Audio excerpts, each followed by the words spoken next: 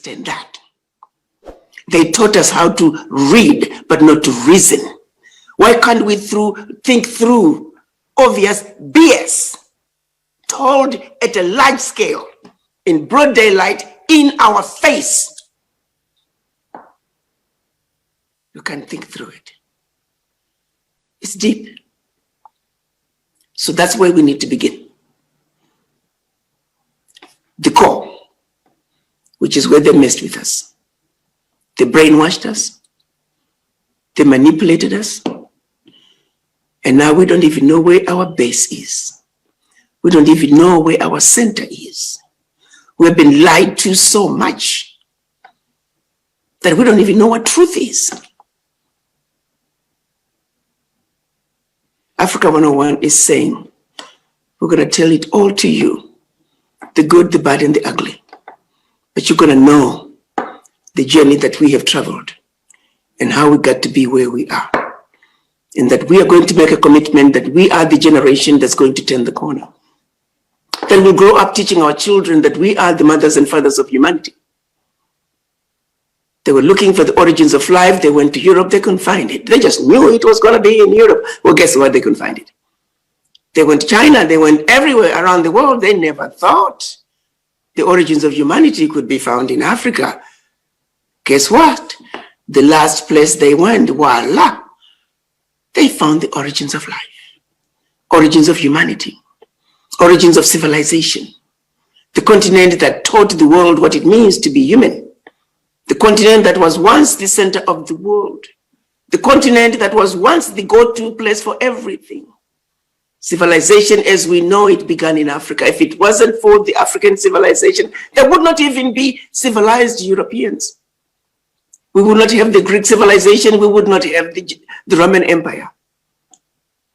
Africa gave birth to all that.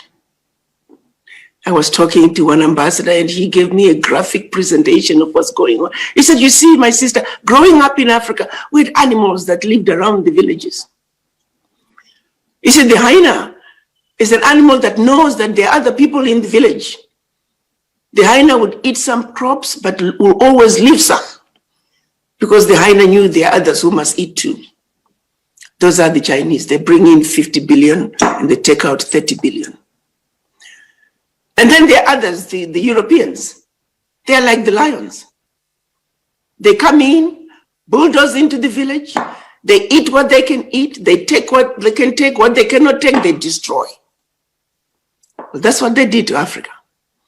They took everything that resembled civilization, acquired it, destroyed everything else, any evidence that there was ever such civilizations in Africa.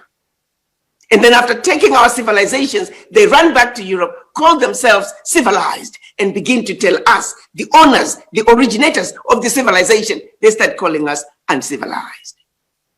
And what did we say? Okay. Stupidity of the highest order. We have allowed them to get away with murder. And when you try to speak out to the injustices, you're an angry black woman. You are not nice. I used to say to people, what they used to tell me when I was still at the mission is that, well, Ambassador, try and be a little diplomatic. How do I tell a man who is raping me to stop raping me diplomatically? How do you tell France taking out $500 billion out of Africa to stop doing it diplomatically? No. You tell them the truth. France, 500 billion, it belongs to the Africans. The little boys and little girls in Africa, they need to go to school too.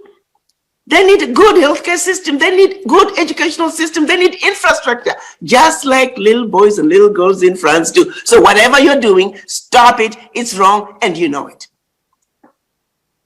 Multinationals. If people in Africa are paying taxes, surely you ought to pay taxes too. Stop underreporting what you're mining. Stop underreporting what you're selling these minerals for. Stop using these safe havens to get away from paying taxes. Stop the illegal mining. The 747s flying into the jungles of DRC, stealing the minerals in broad daylight. Stop it. Stop the trade, illegal trade in wildlife and wild animals and exotic plants. Stop it, stop it, stop it. It is wrong and you know it. That is diplomacy. Because that's what as diplomats you're called to do. To defend and represent. Because when you shut up, as in my case, if I chose to shut up 1.27 billion people on the continent and 200 million in the Americas would have had no voice. That I wasn't prepared to do. I did not come to Washington for a job. I was on a mission. If I needed a job, I could have stayed where I was. So it is what it is, my sisters. When it's all said and done, the problem now is with us. We must heal thyself from the legacy of slavery and the legacy of colonization. I know it's not going to be easy. Many of us don't even realize that we're suffering from this disease.